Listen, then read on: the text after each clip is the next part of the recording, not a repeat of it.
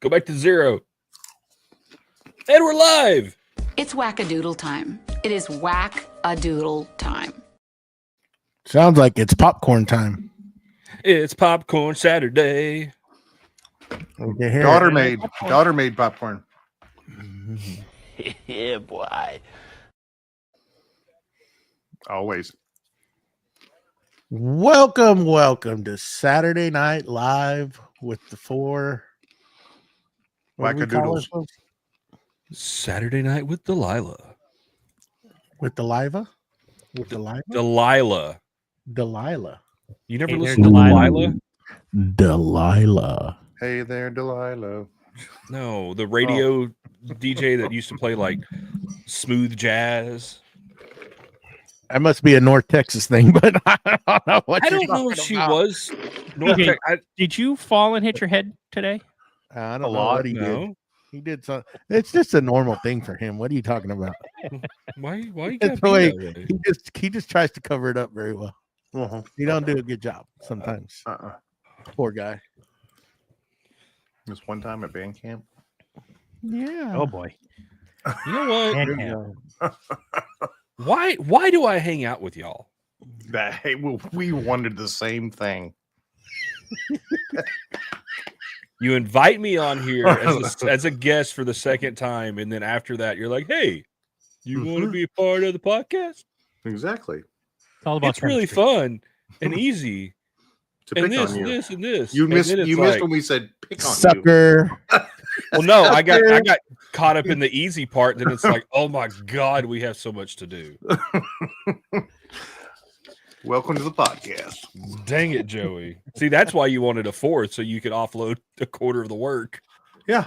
Hey, it's a lot. It's Quarter's a lot better of than work. 33%. It depends on how you look at it. Yeah. So what's going on today? Do anything exciting? I was at the jobby job. I spreaded my seed.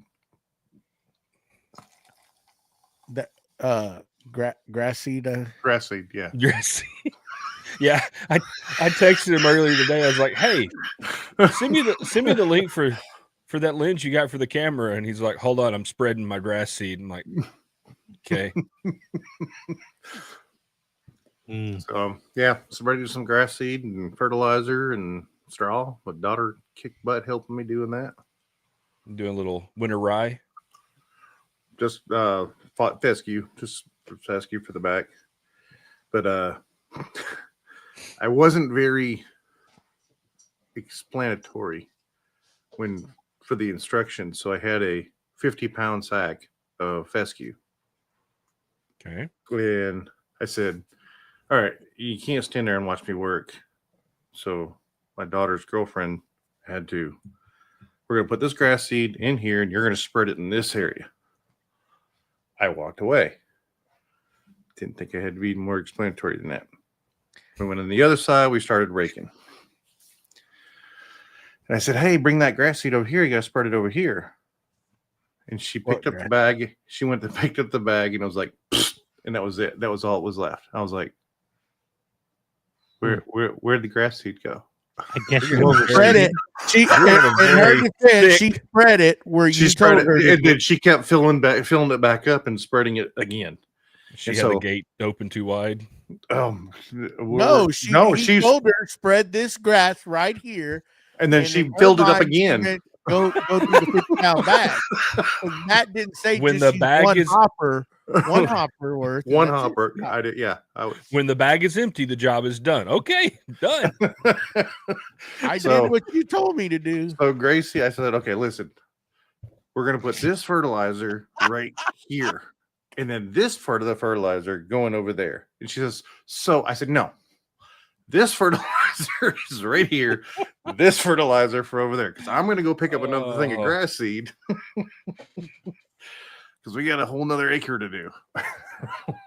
That'll 50 teach pounds you. is That's good for your like fault. 3 That's acres. right. It was. It It was was 100%. I didn't even get mad. You could, I though. couldn't. You could.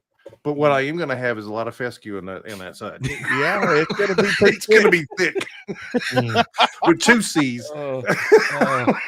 That might be 3 C's. It might be real thick. So yeah. Why does this part of the yard I take knew 3 exactly. times as much water? Yeah, I knew exactly what happened as soon as he started that story. I was like, she emptied the 50-pound sack right there where he told her. Oh, that's She did a great hilarious. job. I mean, like you look out there and it's grass seed. Either that or the birds are gonna have a field day, one or the other. And then I told my daughter I wanted the straw spread. I said nice and thin. I only got 5 bales. I know I needed a couple more bales for the other side. I said just spread it nice and thin, just enough to cover it up. She is out there just. It looks perfect. I mean, she was covered in sweat. She's poor. I mean, just. And it all just like a deck of cards just spread perfectly across it. I was like, better than I do. I'd be clumped up over here and over here and over here. I love it. Yeah. Wow. At least you got it done. Yes. I mean, I probably need about 2 or 3 more bales to finish covering up what I got, but yeah, it's done. That's like the back area underneath trees and stuff. So yeah, it's done. Yeah, we went and knocked down the front part of my dad's shop because it was been deteriorating and it was time to go. So it had a monorail or trolley, however y'all want to say it. Yeah. I call it monorail in it. And monorail means it hangs from the bottom. Yeah. Yeah. And knocked all that down, stacked all that metal and all the sheet metal, the actual 4x8 1/4 inch. I mean, there was all sorts of different sizes, almost all the way up to 1/2 inch sheets of metal that we stacked up in the back. And I guess we're gonna sell that stuff and get rid of it. There's no need for it. Bunch of angle iron and sucker rod and tubing, box tubing. I mean, you name it, it's all in there. You know, got all that out of the way, cleaned up. Sell it or just take it to the scrap yard? No, that stuff's brand new. You get more money selling it outright. Now the monorail and the old part of the front of the shop, all that we tore down, that's scrap. This needs to get cut up and go to scrap. But so we did that all day, or part of the day, not all of it. By the time we left from here, had to go meet with some folks this morning, and then got here and went to start the tractor and nothing.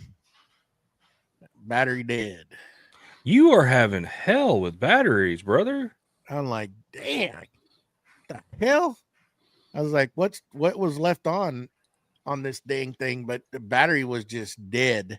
Had like 6 volts on it. Ooh.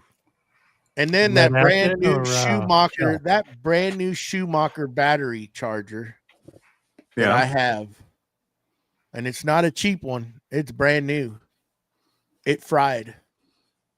Oh, that's no bueno. I smelled something, I smelled like electronics burning, and I unplugged it real quick. I thought it was coming from the tractor. It's like, God dang, it's a brand new tractor. The hell? No, it was that damn battery charger. You just heard a plop, and it went dark. So now I got to get a hold of them and see if they're going to make that right. How long have you had it? Maybe a year. Oh, yeah. I don't know if they'll do anything with it. It's over, man. It's like $250 charger. Yeah. One of them big ones. We'll see if they do anything. I don't know what happened, why it did that. But anyhow, so we just did it the old fashioned way. I didn't know. I have a pair of long jumper cables that probably like pretty thick and big size. We got the truck right up to the back of it, and we were able to reach it and started that thing, and then we took off. Have you ever thought about, for like your farm equipment and stuff like that, doing the have you seen like the fleet jumpers where it's got the module that sits on the front bumper? or the Oh back yeah, you bumper, can run and it. you can just Yeah, plug them in yeah, like plug that. them in. You ever looked into that? No, not really. It's just that cable gets expensive, but it's not a bad idea if you put a set of terminals on the backside of the tractor where you can just come up to it and plug in there and don't have to open the battery box and all that BS. If you run into instances where you're constantly jumping, I know like in fleet yards, it's practical because they're jumping trucks constantly. Well, when I bought that tractor, it was a brand new tractor. They supposedly put a brand new battery in it. Yeah, right? but And that's Texas one heat thing that they do. is hard on batteries. So I'm gonna call that boy because I don't even think I've had it a year yet. I don't believe I've even had it a year. That battery should be fine. Yeah. So I don't know, and then plus I don't know if something's going screwy with it because on the way back home I got a warning light that came on and I looked it up and it's like operational error, whatever, need to get it looked at as soon as possible. So they're gonna have to make a trip out here and come plug in their fancy computer to it and check it and see what's going on with it. Yeah. Even the tractors are getting too smart. It's got warranty John Deere. and extended warranty, so John Deere got to make it right. John Deere, yeah. I didn't. That was one thing when he told me. I said, "Hell yeah, you put that on it because it's all electronics now in that thing." Yeah, John Deere is one of the ones that everybody is fighting for the right to repair. Yep. Because you can't. Well, I guess technically you can't service your own John Deere tractors. It has to be done by them.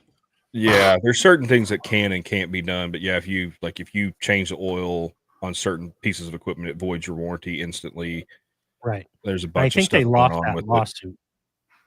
Yeah, well, that's what opened up right to repair across the United States, and that's why Exactly. like electronics that have that sticker that say, "Oh, if you remove this, you void your warranty." Those stickers are now null and void. They cannot deny your warranty. Yep. I mean, unless you do something detrimental to it when you try to repair it yourself. But well, we'll see. Maybe just because it sat there for a little bit and didn't get started. But I mean, even then, it's underneath cover, and I don't think it should, draw down unless there's something actually staying on. That would be my thought. Something got left on because. But I mean, it's usually like an interior light, but I don't see anything. If you like, there's some lights that you can actually just turn on without having the key on, but none of them are on. So I don't know what killed that battery. Does that have a call home feature where it connects back to John Deere? I don't know. I mean, it has no GPS on it, but you never know. I mean, the radio's pretty fancy in it. It's all Bluetooth and whatever, but that shuts off when you turn the key off because there's actually no. I'm pretty sure it has a power button. I can't find it on it, but you turn the key off and it shuts off. I think it's got a bunch. I mean, just thinking, much electronics as it has in it and computer stuff it has in it, it's probably got something running all the time. And so if you're not starting it up at least once every couple days or whatever, you might end up losing the charge off from it. Something that's just a little vampire. I shut it off when I got home, and then I waited a few minutes and turned it back on, and it cranked up, but it looked like it was dragging a little bit. So I'll try it tomorrow and see if it'll crank up. If it doesn't, then does it have a master key in it? So you got your cranking key, right? No, it's all the same. What opens the door starts it. Yeah, there's no difference. So it's like in a cat. Okay, you'll have like on the good God, battery solenoid 963s, 965s. It's like the front end loaders. You'll have them. You'll open up the side door where the oil is and everything, and you'll have a master kill switch. Kills everything. Yeah, that's not a bad idea to put one in line on that. So when you get done at the end of the day, just kill it, and that way it's not pulling any power. Yeah. Yep. Is that a lead acid battery or is that a gel or? No, it's lead. It's liquid. It's not gel. But if they don't, I mean, to me, it should still be covered under warranty. I would assume, being that it's fairly new. A new and battery. The guy told me when I bought it, he said, we're going to put a brand new battery, so there's no issues. Yeah. And I didn't look to see what dates, if they're scratched out. If they're not, then they should have record. And I don't know. We'll find out Tuesday when I call him. I'll call him first thing that morning and say, hey, you get somebody out here and come look at that tractor. Yeah. 100%. Got a warning light on it and battery is not working right. See And what that warning could be because of low voltage in the battery. That's what I thought. Maybe that battery's not working correctly, and that's what that or the alternator wasn't. But if the alternator wasn't, that tractor would have died. Well, the electronics would have died, and the AC would have died, which that never did. Right? Probably the battery. The alternator must have been charging. What's that? It's probably just the battery is not strong enough to hold a charge anymore. Right. And it's seeing that and reporting back and saying that there's a malfunction with the system. Right. That's what I'm thinking. So we'll find out Tuesday though, whenever they can get out here. Because I got to use that tractor Tuesday. So I may have to just jump it again. And then I got to unload some goodies. Either put a kill switch on it, or put a you can get one of those solar powered battery tenders that just one of the little 12-volt solar panels that would trickle charging. Just put it on because I've seen them where like you can just stick them to the hood of the tractor. See, when I thought just enough to keep that battery charged, because we got a lot of barn cats, and I was like, is there a damn master kill on this? And I started looking because that's the first thing I thought, Matt. Those dang cats were in there underneath the hood messing around, and they flipped I don't see one, but it's not a bad idea to put one in line just to do it, to kill it. That way it's if there is something actually running in the background per se, that it'll just kill all of it. There's no need. I mean, it's just like your trucks, these newer trucks, they've always got something that's communicating somehow. Yeah. And if they sit too long, they will drain that battery. And that's what I would think. There's something that's pulling power. It said that I got a download. I have to do a download on my truck. And it says that I cannot be using that truck while it does it. Yeah. So I just been denying it. Like, the hell is this crap? It's requiring a download. I'm like, man, this stuff's too sophisticated nowadays. Yep. Well, speaking of car troubles and stuff like that, in the day job, they just recalled our entire new fleet. What's the fleet? 26 Chevy Equinoxes. For what? They randomly shutting off while in motion. Yeah, I heard about that. Yeah, I was talking to a buddy of mine on one of the other teams, and he's like, yeah, I was doing 40, 45 miles an hour, and all of a sudden, nothing. He said, car went black. And he said, I had no brakes, no steering, nothing. Are they electric? No, it's a 1.5 turbocharged engine. No hybrid. He had no brakes? He had to literally, he said he had to stand up on the brake pedal to get it to stop because you lost power brakes. They should just still be conventional hydraulic. Well, they are. When you lose the engine, you're losing your power brakes. So you are having to pump that hydraulic fluid by yourself. Well, maybe the booster. I don't know. Yeah, you lose the brake booster when the engine dies. Same with steering. You lose power steering. Well, power steering, but you can still steer it. Yeah. Thank God the steering doesn't lock up like when you shut the key off, and wow, that's dangerous. Yeah. So yeah, they sent out a message yesterday, said everyone that's in one of these get back to the office, swap it out. And it's like, and I found out about it. I'm 3 hours from the office when they called me. And I was like, oh, and I've still got an hour and a half drive home. He's like, well, good luck. Hopefully you make it home. Well, okay, boys. But yeah, they're sending them back to Chevy.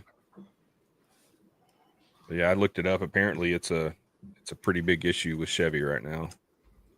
So yeah, well, not good. No, that was and I think I just rolled over 1,000 miles on mine. So I've only had it 2 weeks now. I was kind of bummed. I like that little car. It's comfy. I was just looking it up just for my own knowledge, Giggles. but yeah. But John Deere doesn't have a master kill switch like Cat does.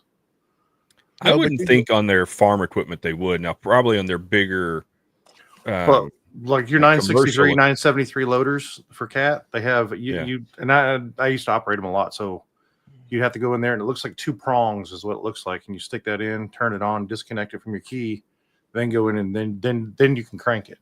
Yeah. Well, that's also like an anti-theft thing too. Is once you have that kill switch.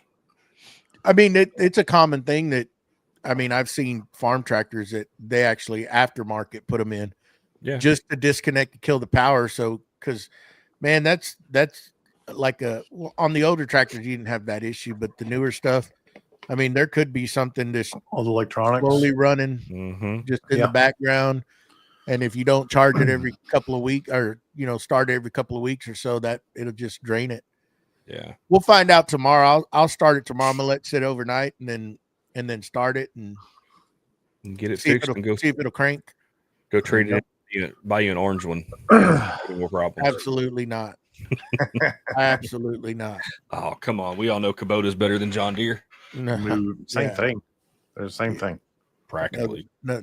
High dollar. They're all high dollar, but not Kubota. I'll only judge you if you show up in a blue one. What's wrong with Ford or New Holland? Oh no, wait. Case is red, boy. Come Case on. is red. That's my bad. I'm sorry. Well, Case International is red. Case depending Case on yellow. Yeah, matches brown. Yeah. No, Holland. I like New Holland. They make some good tractors. They make good equipment. They're heavy. Ford New Holland's blue. They're very, very heavy. Yeah, I think I sent Joey a video about that. It's like, I buy this, when you get a green tractor, buy this brand of, equipment, because they're built lighter for the lighter tractors, so you can pull them faster with the green tractors. Way I grew up, we always, your implements match the tractor. They had to match. I like getting the quick connect for all the tractors, so that way all your like skid steer attachments are quick connect. Everything else can go right to it. Makes it super simple. That's what I didn't like. The old International 1066 that I have. I like the front end loader attachment on it because it's just a lever you pull and then you pop into the next attachment, and once you fold it back, it auto releases that lever. Yeah. John Deere's different. On this one, you got to pull 2 pins, disconnect it or drop it, go into the next one, and then manually put 2 pins back in. Now I'm pretty sure there's probably a conversion I think that you can do. Oh, there is. But I know that I believe it's Case International or Case Tractors. It should not International anymore. It's just Case, I believe. They have the Bobcat connection on the front of their loaders. Correct. Because you can the 2 pins that drop down, and you can make that actually hydraulic, where you just push a button and they auto feed. It's pretty nice. That's really nice. But when I compared both tractors, when I was shopping around, I compared both tractors, and yeah, green was a little more, but you got a little more out of the green than you did the red. So I think it's based off the area. So wherever your local, if you ain't got to drive 150 miles to get to your local green, and you have your local red or blue or whatever, orange, that it's closer to you, and that makes more sense. And I think we had that conversation before, Joey. And here in Texas, all John Deere's Ag Power, right? Is that who you bought you didn't? No, maybe that's just North Texas is Ag Power. Well, they're in different places, but this is that thing is, it used to be South Texas Implement, and then it went to, what is this thing? I can't ever remember that one. Anyhow, whatever it's called, it's not Ag Power. I think it was at one time, and then this other company bought it out, and now it's family owned. They got a few of them, quite a few of those stores around. But anyhow, we've always done business there, so that's why I went back to it. If they treat you right. So speaking of buying something that's changed, I got myself some new Jenny bits, and he has changed the packaging. He did. It's now clear, where it used to be that white, like plastic. Opaque. Yeah, it's now clear where you can see right in it. Oh, that's cool. Yeah, I like it. I like it a lot. So I got a bowl bit and I got a 1/2 inch shank. Was it upcut or downcut? I'd have to look it up. But Spin yeah, it. I gotta spin it, and you can tell. So it spins this way, so that would be upcut. Down cut. That looks like a down. That looks like a down cut from here. Down cut. Yeah, because I'm spinning this way, unless it's backwards for you guys. Yeah. I know it's double fluted on each side, which is kind of cool looking. Never seen one like that before. He makes some dang good bits, I'll say Yeah, that. he does. Ooh. That's down cut. Well, Yeah. if you turn it Yeah, that 'cause way, that's up cut. Yeah. That's the Jenny bit, and the Jenny I think is down cut. Mustache Or says well, it's compression. The compression guru of bit. CNCs, Mr. Mustache, says it's compression. Well, ever since he got his CNC running, he's been getting it. Yeah. Yeah. It's a side cut. It's got a 45 cut to it. Yeah. Chamfer. Jeez.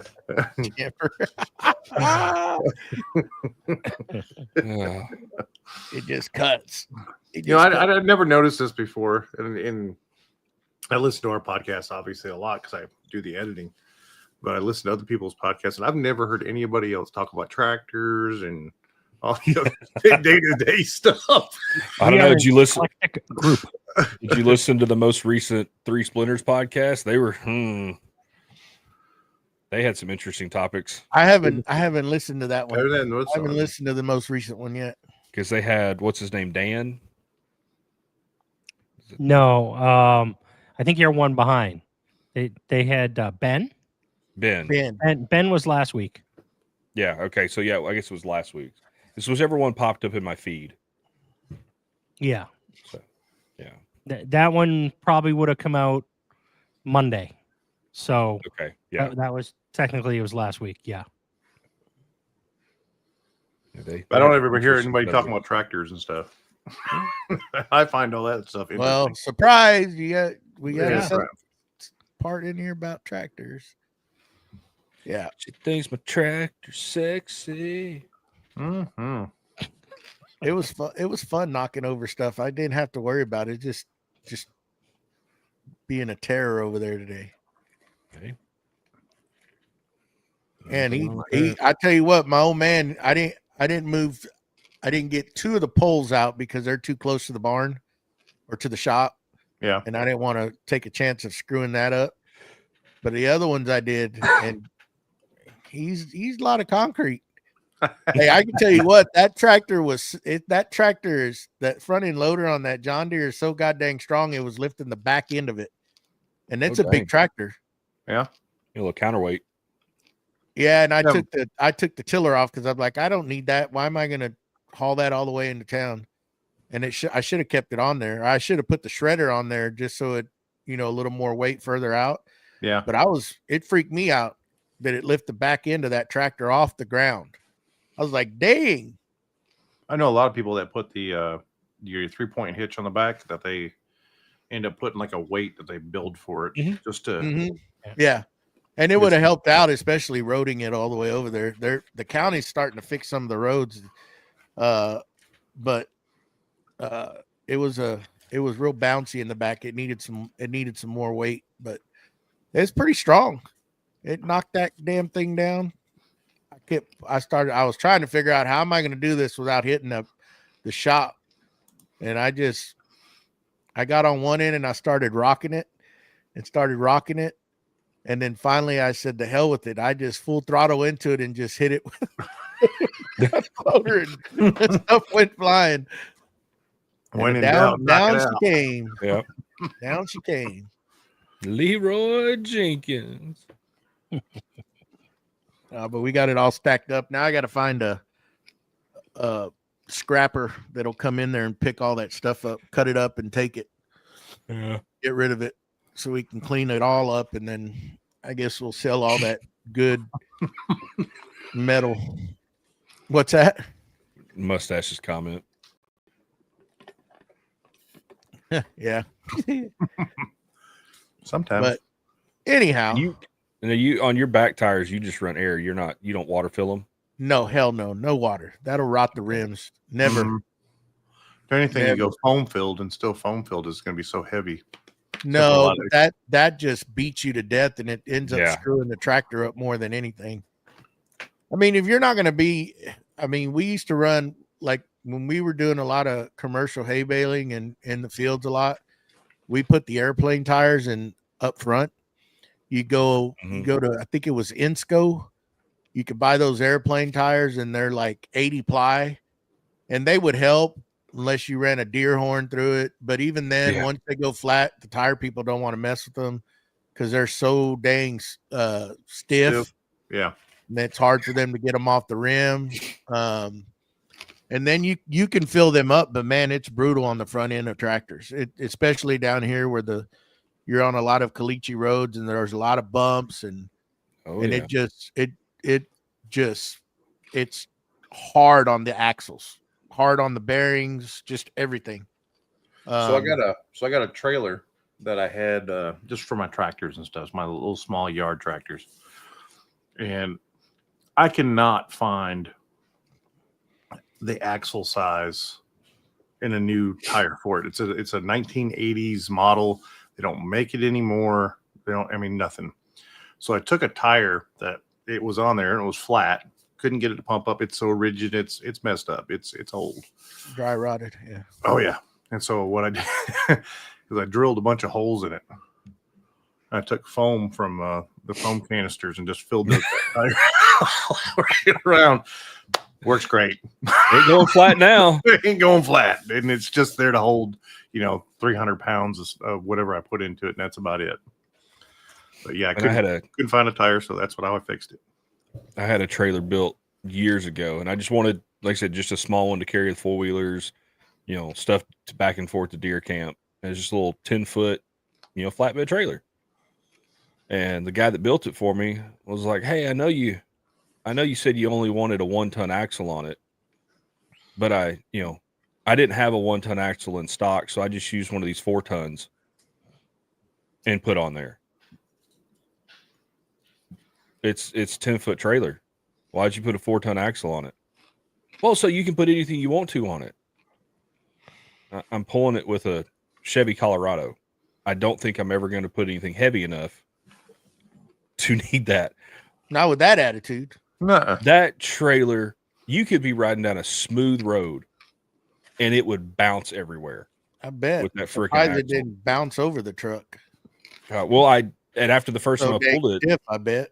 At the first time I pulled it, I just went in and like whatever the PSI for the tires were, I cut it by like 10 or 15 PSI just to compensate. Oh, and yeah, as soon as I could, I sold that trailer and went and bought. I think the one I've got now has got a 1-ton, maybe a 2-ton axle, but because I've got a 12-footer with the lift with the ramp on it now. And does everything I need Greg, to do. I have to look into that, Greg. Greg says put wheel weights. I mean, as much that tractor's not going to be doing all that kind of stuff. I didn't buy it with intention to do that. Put the weight on the back on the wheel on the 3-point you can make a box and Yeah. stuff it with weights. I've actually seen a person. I got the quick hitch for the back of it. So Yeah. I've seen a person pour a weight just for concrete. Yeah. And they poured the whole entire thing, and it's just an old 3-point connection. They just poured it. And well, all you got to do is put the receiver, because I got the quick hitch on that tractor where you can just come in and just hook up to your implements. Yep. Yeah. And just to add a little weight when you're not going to have anything on the back of it. But that's the first time I roaded that tractor anywhere, and it's not bad bouncy, but when you don't have nothing countering that front end loader, that front end loader, But you said hook the shredder up. I don't know if I'd want to do that with that much, having to worry about your swing in the back. Yeah, but it's pretty open over there. That becomes a hassle though, because now the shredder I got sticks out pretty far. Yeah. So every time you got to back up or turn around, you got to pay attention to both ends. Yeah, that's why I disconnected everything. I didn't want to have to mess with that crap. And then I thought I was going to have to pull that building over. So I said, let me, I don't want to have nothing on it. So I have something to attach to on the back. Yeah. But I didn't have to. I just used a front end loader and I rocked it till I rammed it and it finally just fell. Because I took the cross member or the cross rafters off first. Purlins. And it was just left with the monorail going across both I-beams, and I just started rocking it and hitting it, and it finally just fell over. Yeah. Oh, it's old Massey Ferguson. I learned how to drive on an old Massey Ferguson. I learned to drive or got used to driving on a Ford 9N. Oh wow. Pulling a single wide hay rake in the field, and then I got to drive the truck to load square bills, and then I progressed from there. Yep. That was my learning experience. Driving was a damn tractor. They stuck me out there when I was little. Mine was an Odyssey. An Odyssey. Honda Odyssey. Mm-hmm. Gas pedals were How here. about you, Steve? Jeep Wrangler. Jeep Wrangler. There you go. Jeep Wrangler. Yeah. Dad looked at me and said, you want to drive home? Said, sure. I don't have a license. He said, just don't get in an accident. Don't get caught. Don't get caught. You're fine. Yeah. It was easy back then. It wasn't like when I was little. It's like same thing. We'd take off to the deer lease and we'd go all back roads and he'd throw my butt in there and he'd just hang out and I'd drive. Yeah. Drive all, probably an hour and a half away from here and just all back roads. And then it progressed to getting on some of the main roads. And he's like, yeah, you'll be all right. Don't worry about it. But it wasn't. Now you don't dare try that, No. They will, Back back then they would have just slapped his hand and said, don't be letting him drive and, switch seats. Now those poor kids will, it's like, how do they learn? If you don't have the funds to put them in driver's course, back then we didn't. We learned how to drive in the field and however you could. And we didn't have the money to go to driver's ed. Some of us had to wait till we were 18 years old to go get our driver's license. We've been driving. We were seasoned drivers by then. You go in there, probably better drivers than half these people taking driver's ed. Do your little test, and it's just you do. My mom had an old Pontiac, like one of those boats, Pontiacs, like Grand Dams, the 25-foot boats. I learned how to drive in it, like on the road, and then we went and she helped work in the sugar beet fields, and they were like, we're a man short today, so we need you to drive the truck. And I'm like, and it's a 15 speed, so it's got 3 gear shifters, and I'm learning how to drive a stick in the middle of the field. The clutch was 75 pounds, and I wasn't even 75 pounds at 12 years driving old. The steering wheel. So I'm holding onto the steering wheel, pushing it down as far as I can to try to step on the gas and pull out. Putting it in second for a creeper gear and just start taking off.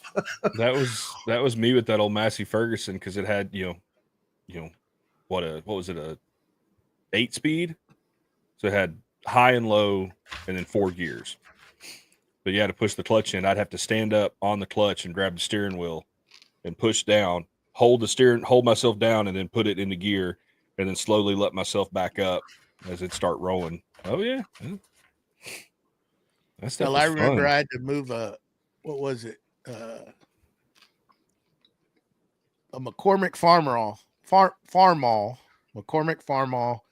Okay. Propane tractor. It ran on propane, had a big propane tank on the front. Old tractor. Oh wow. And I was moving a hay cutter, a New Holland side cutter, sickle bar mower, and we were going down the FM road, and I was young. I think I was probably in freaking junior high, I guess. Mm-hmm. And that cutter sticks out to the right. Right. So when you're on the road, you can get on the road and you're driving, but when somebody's coming, you gotta jump over and, so they can go by.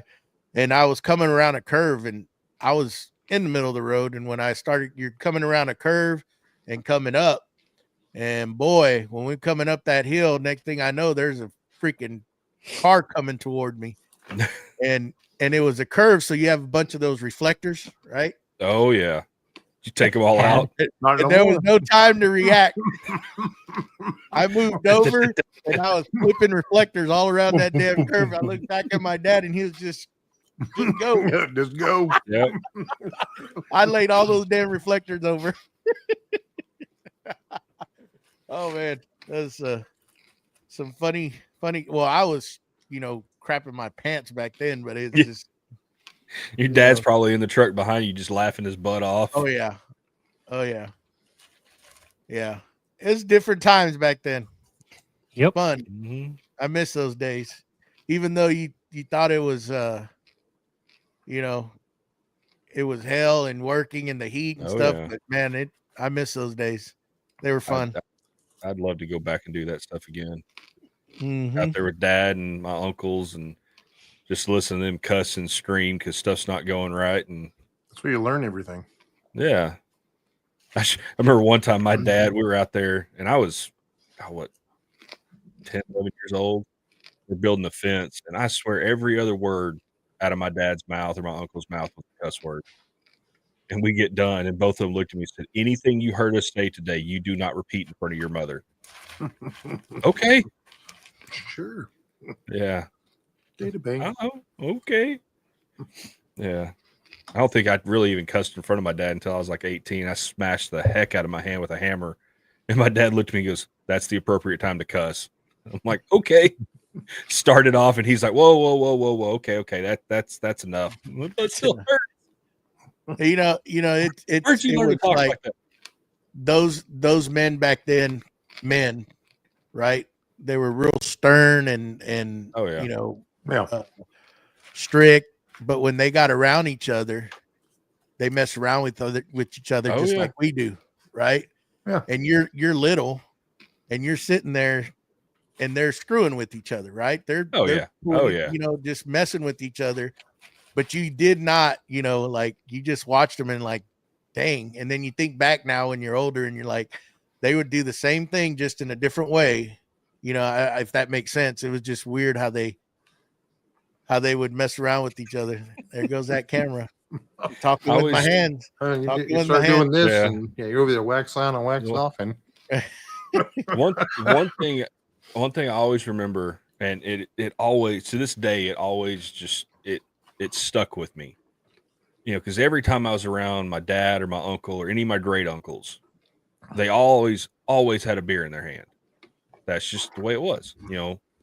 My great uncles, they always had beer in the bed of their truck. And you'd be sitting out on the front porch or sitting out in the pasture working on something, drinking a beer. But someone was always on the lookout at any car coming up the driveway. And if you saw great grandmother turn into the driveway, wherever you were at, every beer can got hidden. No one ever drank in front of great grandmother. Respect. And I did. I asked my dad that one day. I was like, why, y'all are adults. Why don't you drink in front of great grandmother? And he said, we may be adults, but that woman will still whoop our tails. You do not drink in front of grandmother. I was like, oh, okay. He goes, you just don't. And it didn't matter who it was. She showed up, the beer got put away.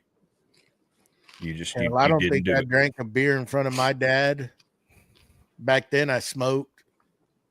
Heck, I think I was probably 25, 26 years old before I had enough courage to smoke a cigarette in front of him. And he told me, he said, you're old enough. Why are you hiding it? Mm-hmm. You're going to smoke it in front of me. You're man enough. And then drinking it's just the respect, the respect factor just didn't do it.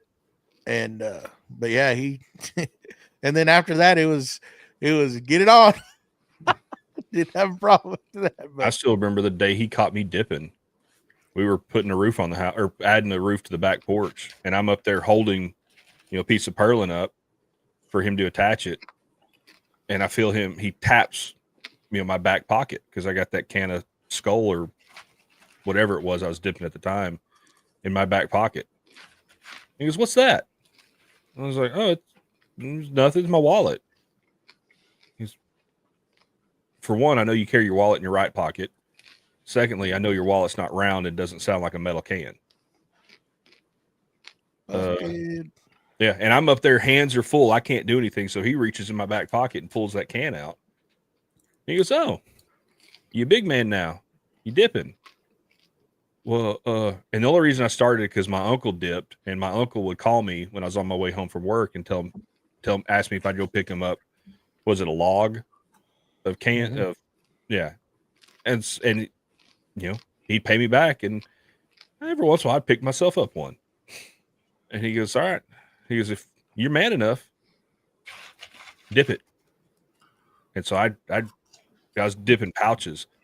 I pulled a pouch out, put it in my mouth. He goes, "Whole can." I decided right then and there I didn't need to dip anymore until I moved out of Dad's house, and then I started doing it again. So we had our hardship license at 14 because, you could we couldn't, Texas, you can't get it till 15. Wow. Well, Pennsylvania, you can get it at 13. Oh, dang. That's the youngest state. But we had ours at 14. And I remember my mom's boyfriend calling me from the bar. I'd go up to the bar, drive up there to pick him up, come inside. "Is he with you?" Bartender would ask. "Yeah." They'd slide me a beer. I was able to drink a beer as long as they were there with me. Yeah. One. Yeah. But that's what I was allowed to drink. They don't let you do that anymore. That used to be a thing down here, and they don't. You were with They're your like, parent. Yeah. That no more. They don't let that happen. And I didn't start out with dip. I started out with chew. Redman. Yeah, it was easier to get away with it at school, which looking back, I think my class was the reason Dr. Pepper bottles were forbidden in class, because we'd all walk around with bottles with, quarter full bottles of Dr. Pepper, and that was what we spit into. And we got caught one time with that, and I think our ag teacher caught us. He's like, "That's not Dr. Pepper, boys." "Yeah, yes, sir, it is." Drink it. If it's Dr. Pepper, drink it. We're like, and we're looking at all of the whole group of us like, "All right, which one of you is going to be brave enough to do this? Because I'm not." And he's like, "Come on, if it's Dr. Pepper, drink it. If it is, I won't say anything." And we wouldn't do it. And like the next week, they're like, "All right, no more Dr. Pepper bottles on school property or outside of the lunchroom." Like, dang it. I remember I used to drink Dr. Pepper a lot. Oh, yeah. Had a Dr. Pepper bottle. It was when they had the 1 liters, big mouth bottle. Yeah. So I had the 2 cup holders, one for spitting, one for drinking. Oh, you did it. Oh, I did. First date I ever went to go on. Oh, no. And I reached and I grabbed when I wasn't looking, when I was going around a curve, picked that thing, spin that bottle cap off, and went chug, chug, chug. Yeah. Window was down, window was up. It was a bad day. It was a really bad day. So I bet it was. I went all the way home, took a shower, called her. "Hey, we're not going out." I'm sick to my stomach. I've got a story to tell you, and I don't know if you're going to believe this, but that's horrible. Yeah. We all did some dumb stuff back when we were kids. And it's funny. You look at like kids nowadays. Half the I don't even say half the stuff. 90% of the stuff that we did as kids and got away with, these kids would never get away with. No. One, because they'd have to video it. It's like I look at my son, love the kiddo to death, but sometimes it's like, boy, he decided, and this has been years ago, he decided when they were building a new neighborhood down by his that he was going to go spray paint the wooden fence. Okay. Well, then he decides to video it and post it on social media. We call that evidence. And it's like, boy, he got caught. And I think his mama found it. And yeah, they went and talked to the developer. And guy's like, hey, I tell you what, if you clean this and restain this fence, I won't press charges. And he got out there and scrubbed the fence and restained it. And it's like, dude, if you just wouldn't have posted it, no one would have ever known. So I was 16, and we have a bridge that goes over the reservoir, the drinking water reservoir that we have here. Had in Douglas County, and it's called Dog River Reservoir. And are you going to incriminate yourself years after? I was just thinking that. Oh no. There's no incriminating. It was right then. And so statute of limitations is passed. I had my car parked up the road a little bit. We all out there, and we're jumping off the bridge into this reservoir. It's a main highway. So everybody knows we're there. Yeah.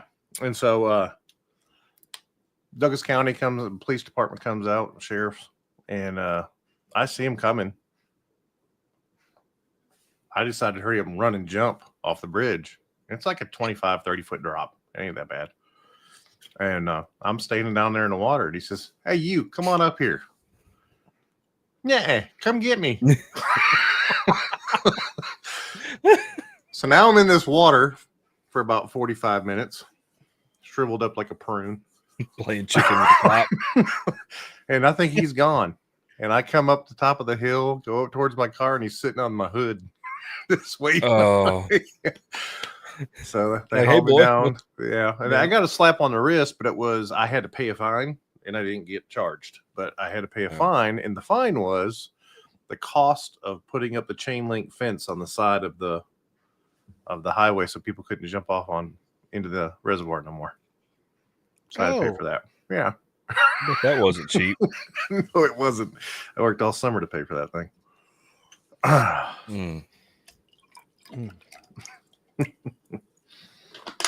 We need to change the subject because we're gonna make people think we're bad people. We were when we were younger. Yeah, we've all learned. We learned the mistakes so you don't have to. I still like the first time I got sent to the local gas station to fill up the tractor. I was 13, 14 years old, and Dad's we're out there brush hogging and doing other stuff. No, we were moving hay. And I look down and the needle is just above E. And, you'll yell at my dad, hey, I need diesel. And he's all right, run up to the gas station. I get up to the end of the road to the 4-way stop. And as I stop, I look over, and here comes the one. At the time, there was only one cop in our town. Barney Fife. And here he comes. Old Neil. His name was Neil. He's a nice guy. And I'm like, oh no, what do I do? And so I just sit there, and he pulls up to the stop sign, and he's looking at me. I'm like, I'm going to get in trouble. He rolls down his window. Hey boy, where you going? I'm going to get diesel. Something wrong with the tractor? No, sir. Why are you still sitting there? Yeah. You got the right of way. Oh, okay. He followed me all the way to the gas station.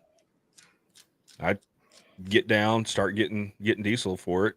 And he walks up to the tractor and he's like, why'd you stop? I was like, well, I thought I was going to get in trouble. I don't have a driver's license. You got the right of way. He goes, it's a farm to market road, buddy. Mm-hmm. He goes, you're on a tractor. He goes, stay off the main highway. You're fine. Really? He's like, yeah. He's like, nothing wrong. It's a farm town. You're not going to get in trouble for it. Okay. Yeah, I went back and got back home and told my dad, I was like, yeah, I ran into Neil. He's like, oh, how'd that go? I was like, how's he doing? They'll give you some problems now if you don't have all your lights working, your safety light. Yeah. State troopers will usually mess with. Sometimes it just depends. But if you're on a farm road, I wouldn't think that would. But even then, farm to market, they'll still mess with you. Some will, not all of them. If they're in a mood or they're just one of those, they'll get on you like you need to have your hazards on. Which we always ran. So when I was up in Iowa, I'm running down. It's not 80. I forget which one runs the north and south. It's right there in Story City, but it's a main 4-lane highway. Okay, and just out of nowhere, combine just crosses over the interstate, and I'm just like actual like middle of the interstate, not like on a over ramp or over bridge. No, nothing on the interstate. Okay. Just crosses the interstate. And so I asked about it, and they're like, "Yeah, that runs through his whole thing. He's got the right of way." Why'd the combine cross the road? and it wasn't a small combine. That was a big combine. Is there such thing as a small combine? Well, yeah, there's smaller ones. This was like, I mean, it was freaking huge. Well, nowadays they're so big they take up the whole road. They gotta trailer the head on them. Yeah. Mm-hmm. They're too big. They're actually take out mailboxes and then some. If they, when these guys were switching fields here, when they were picking crop this summer, a lot of them they got to go from this field to the next field right down the road, and they're going through here just weaving, trying to miss the mailboxes and the power poles because they don't want to take that head off because they're just literally going, maybe a half a mile down this Caliche Road.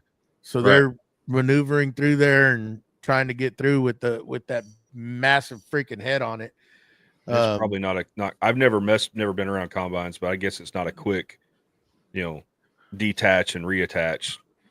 I mean, I think they're not too well. Yeah, it just takes time, and it's just a lot easier to leave it on there because you're gonna have to connect drive lines and hydraulics and all that good stuff. Gears and everything. It's just easier to road it when you can without disconnecting. But if they're going to get on the main road, they got a trailer. They're too wide. They're way too wide because people don't pay no attention nowadays, and they'll decapitate or somebody come run into them. They used to back in the day, they would leave the heads on them and they'd run, but it's too congested nowadays. And you got some idiots that don't pay attention.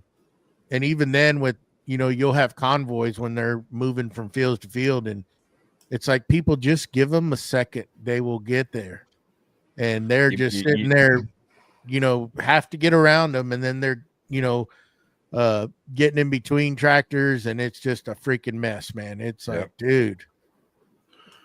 Interstate 35 is what it was. Interstate 35. I don't know. Okay. Yeah, that equipment, those farm equipment now is so big. It's just crazy how big that stuff's getting over the years. And then you have some that are still running old equipment that's a lot smaller, and the bigger farmers, they've got the latest and greatest, and massive stuff. It's all about time. The faster they can get those fields harvested, because if they're fighting rain or fighting anything else, the faster you can get it done, the faster you can get paid on it. Because while it's sitting in the ground, you're not making any money. Well, and then this time of the year, you got to be careful because hurricanes are starting to come in, and they can lose a whole damn crop. Oh yeah. So they get it on. Those guys don't mess around. Once they get going, they're dust till dawn. Mm-hmm. Sometimes even later. Once the dew sets in, they'll pick till that dew sets in, and then they'll stop. Yeah. Them guys. Oh, that's a hard life. I mean, you got to figure that it's just a lot. It's a lot they got to do. A lot of people don't realize, but man, my hat's off to those guys. Oh, 100%.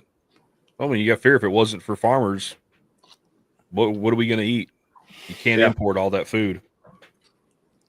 It takes I mean, just the cost of the equipment nowadays, it's crazy.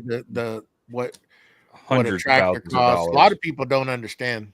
They're like, they think it's just like some cotton strippers are over $1 million for just one. Sprayers, I mean, everything's outrageous. I don't know all the prices because I'm not in all of that, but I've known and researched, and tractors, $250,000, $500,000.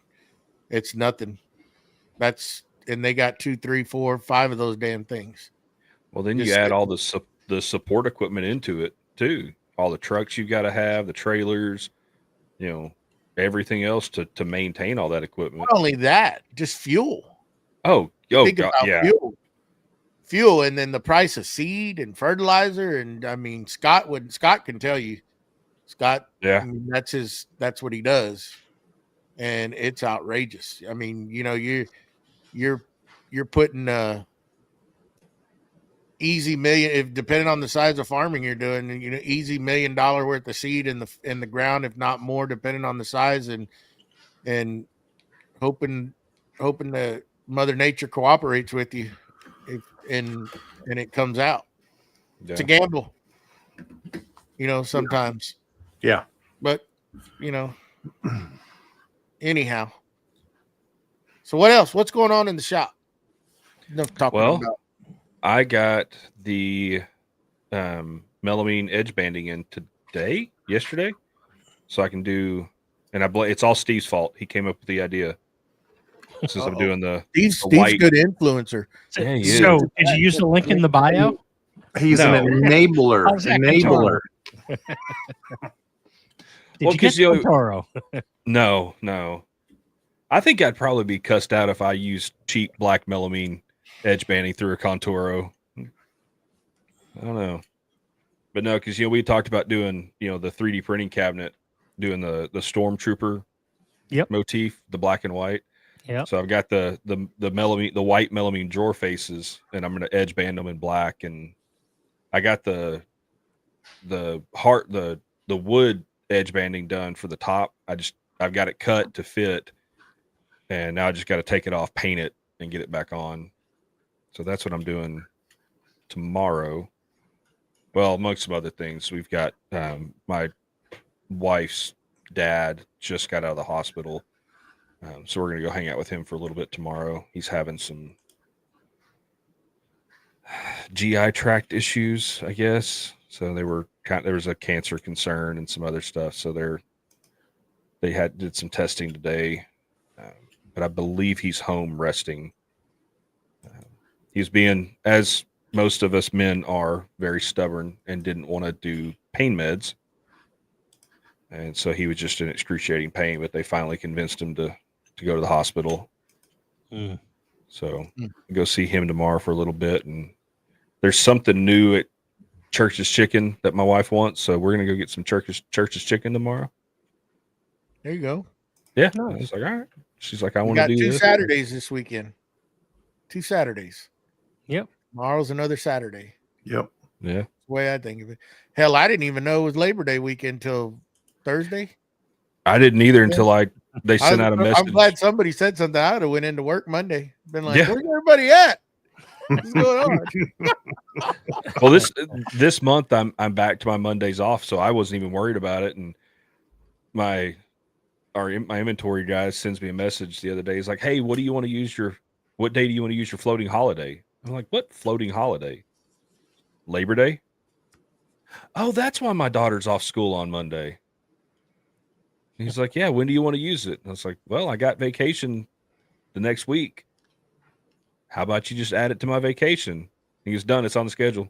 So for TWF, I'm getting a 6-day weekend. There you go.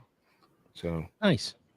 But I can't. I mean, I'm not going down to Austin any earlier, just because I got to drop my daughter off at school Friday morning. But yeah, no, I don't pay attention to the holidays half the time anymore, unless it's a big one.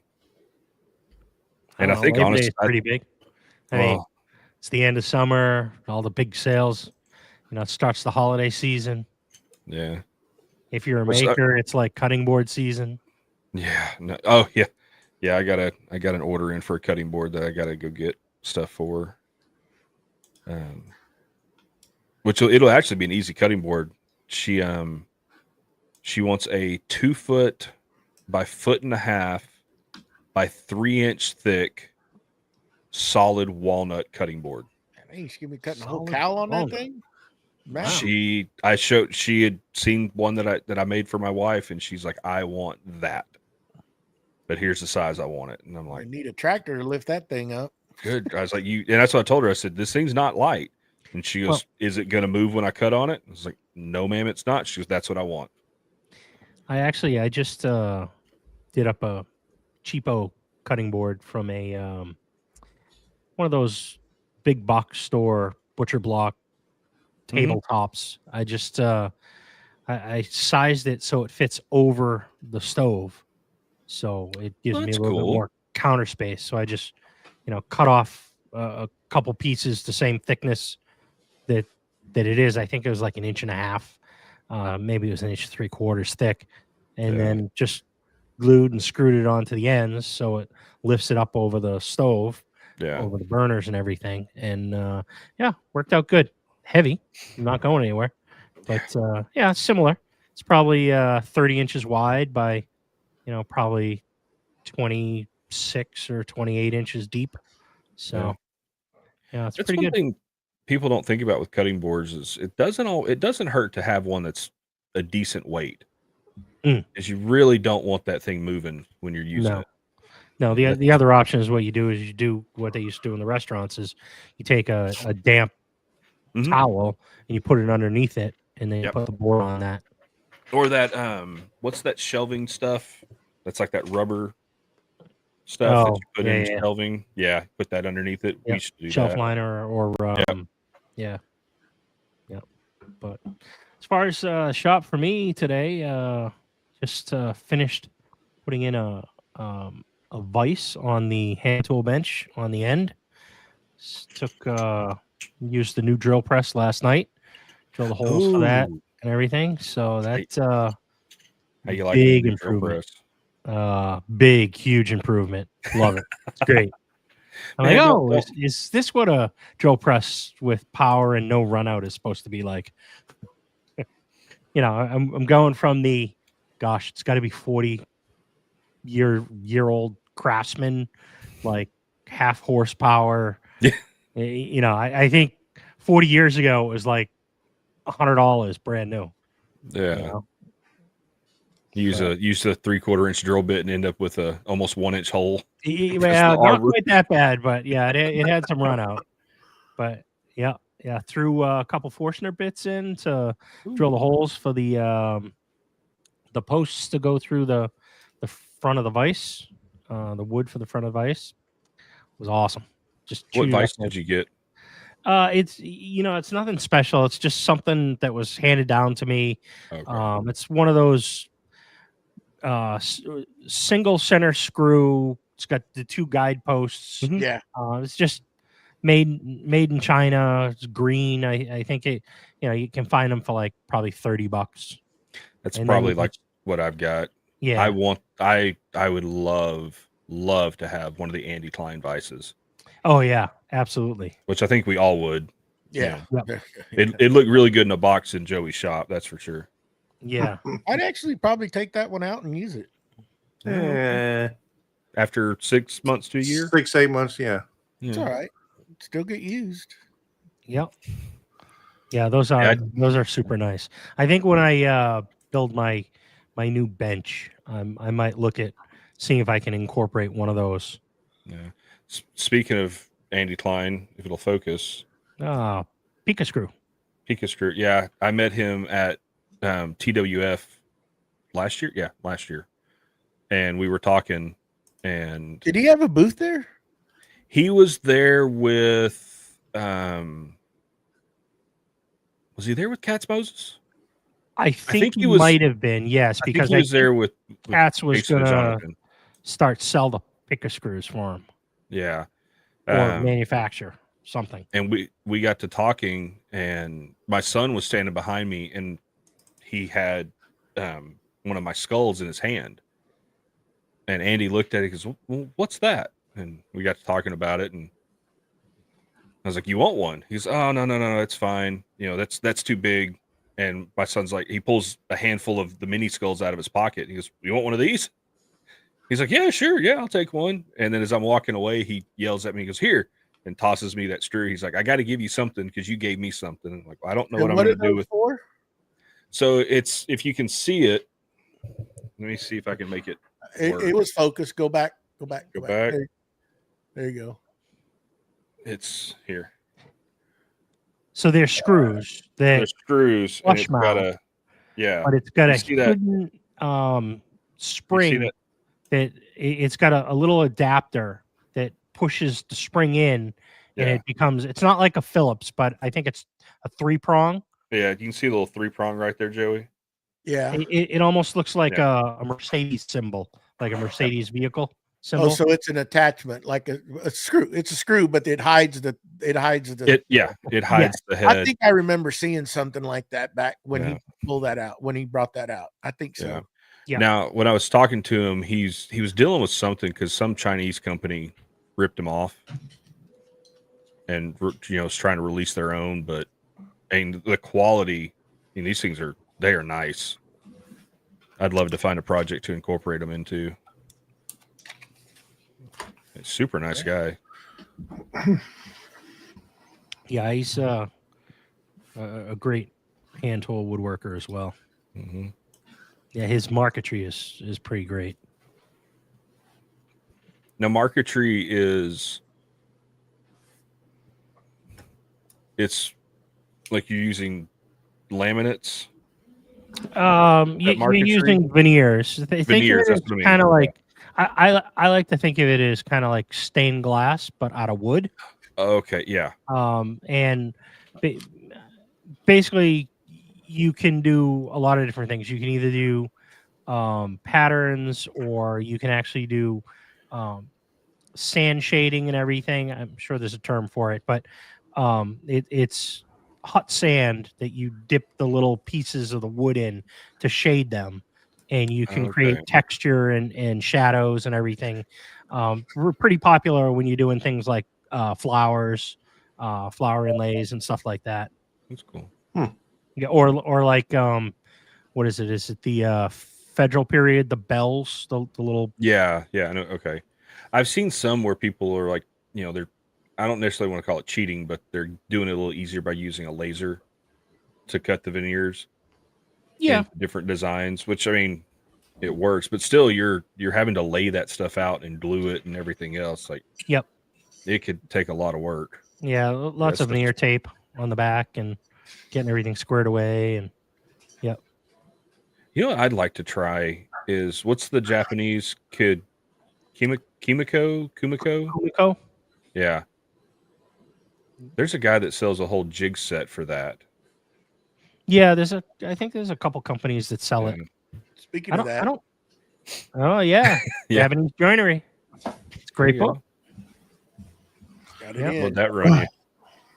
It was only like 20 something bucks. Mm-hmm. Yeah, that's the 27, 28 bucks. Yeah, that's the affordable one. I want to get the other one, but man, the other one's like very detailed. Yeah. When you showed me a few pages, those are detailed. Yes. Like detailed. Yep. But yeah, I'm waiting for my drill press to come in. I think it's going to be Tuesday, is what they said. Which one'd you get? I got the Nova, also like Steve, but mine's a bench top, not floor model. Yeah, mine's a floor model Voyager. And I guess I got the. What is mine? It's not the Voyager. It's not the Voyager. It's their other Viking or something. Viking? Yeah, it might be Viking. I don't know, whatever it is. It's the smaller version. It's basically a floor model and a bench top. Joey got the bench top. It's essentially the same thing. Yeah, it's supposed to come in Tuesday, I believe. So just over here, happy with my, roadside find drill press. Yeah. Hey, Joey, what did you end up getting for a joiner? Oh, did we talk about that? Huh? Did we talk about that last night? You didn't get. Yeah. Well, that's a different conversation, but BJ wasn't there, and I didn't get invited to that call. I was going to save it for tomorrow, but I guess I can. No, that's right. That's fine. I guess wait for tomorrow. Wait for tomorrow on that. I like that. Wait for tomorrow. You can talk about it tomorrow. Let it stew. Let it marinate. Let it marinate. Yeah. That was gonna marinate. I'll just say you surprised me when you told me what it was. It was surprising. Yes. I called Matt. Allegedly. Yeah. I called Matt and I said, I know you're gonna probably try to talk me out of this, but we had about a 30-minute conversation. I said, what would you do? And we went back and forth. Mm-hmm. We went back and forth, and I bought it while we were on the phone. Nice. I decided to go that way because it What was that? I want to get another piece of equipment from him, and that'll be next year. I'm not buying that this year. That'll be next year. Nice. But it I don't know. I weighed my options, and it just one thing that of course the price, but also the ease of moving it, because the other one was so massive, and it's not one, once you set that one down, it's like you're not moving it again. Not easy. But I looked and searched around, and I think I did a good thing. I hope I did. I think you did. I think you did. Why were you so surprised without saying what it is?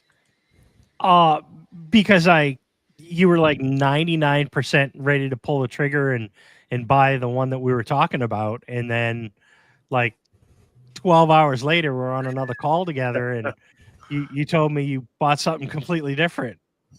And it's not even the same brand. No. I called the guy and we talked.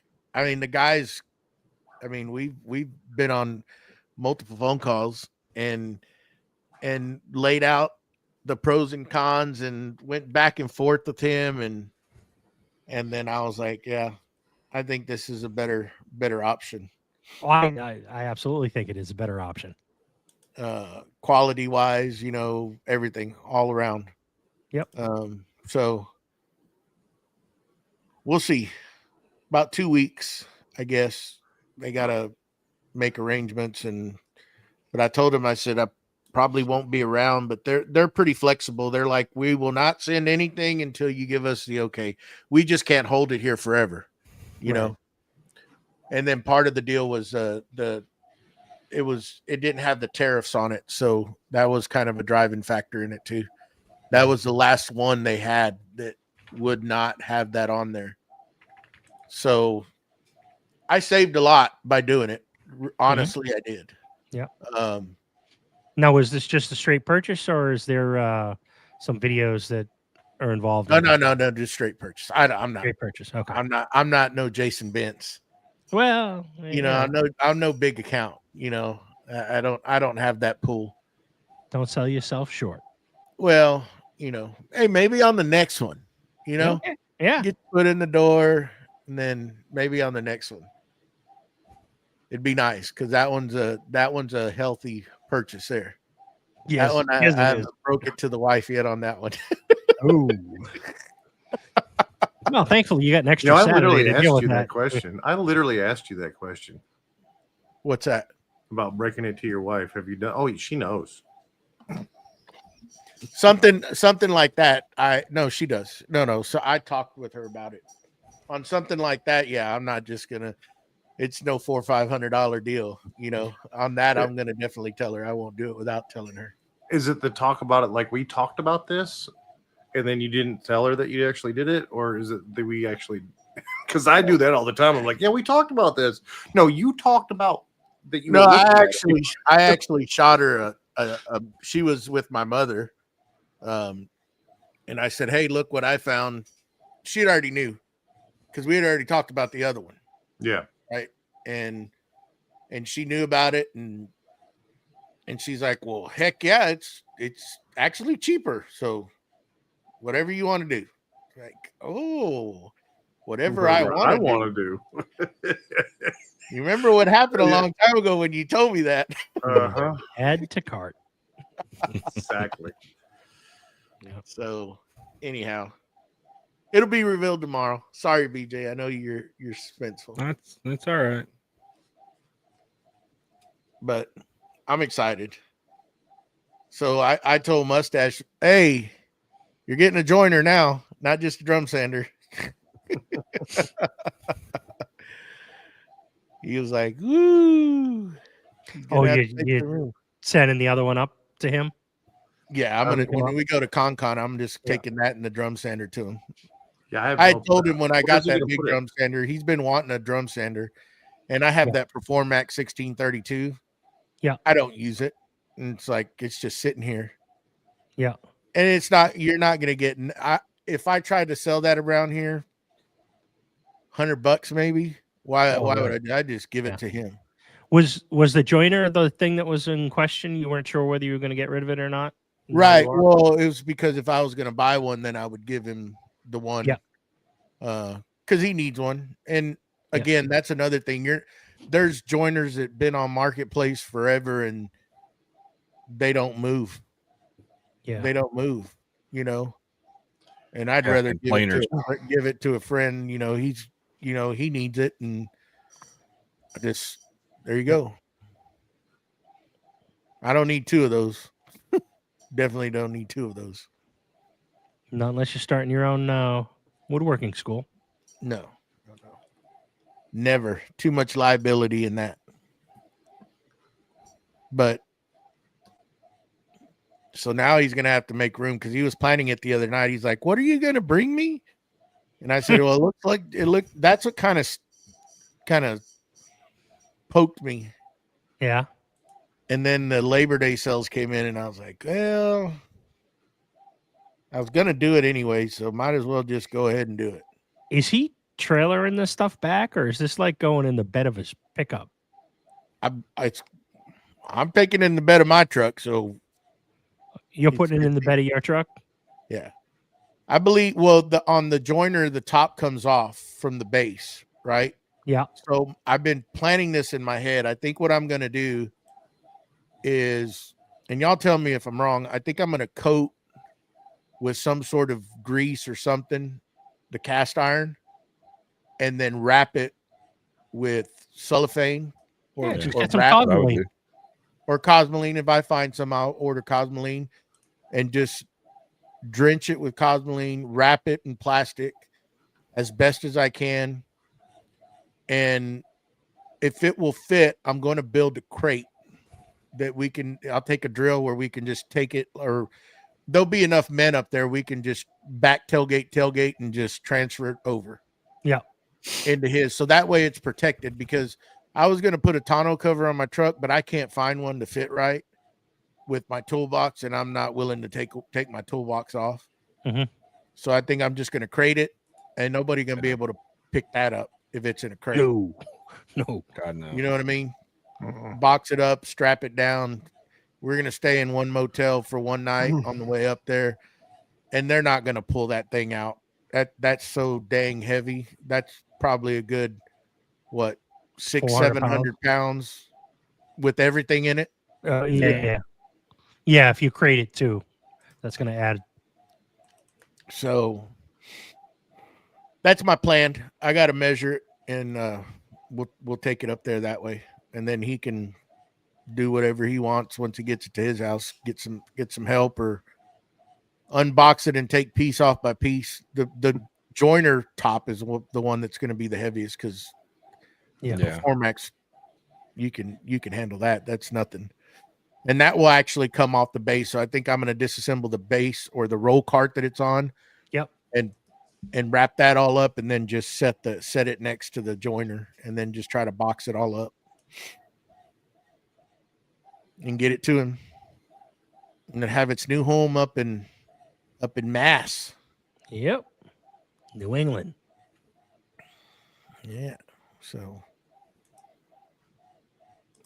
he can be able to do some CNCing, some joining, some sanding.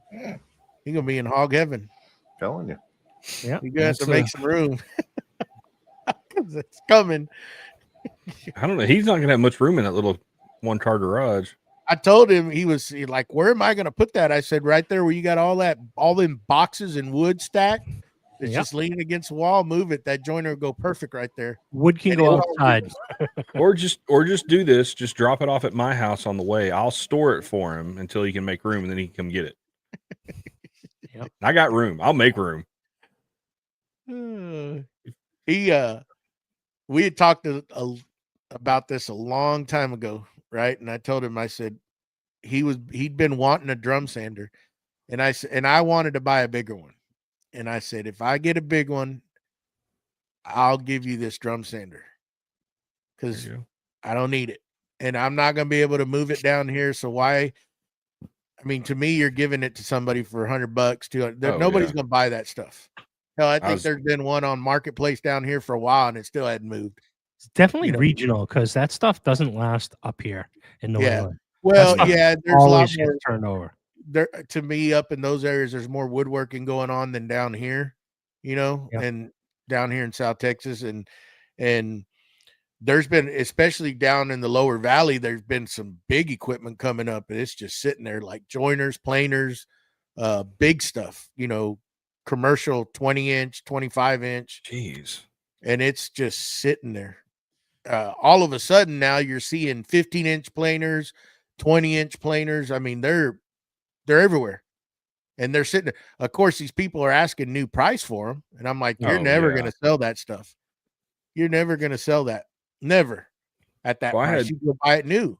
Yeah, I had someone message me on my planer the other day, and he sent me a message really to be insulting because I'm asking right at $1,000 for mine. And he's like, I can go buy a new one for $700. I was like, no, you can't. You obviously didn't read my listing. If you think you can go buy my planer for $700,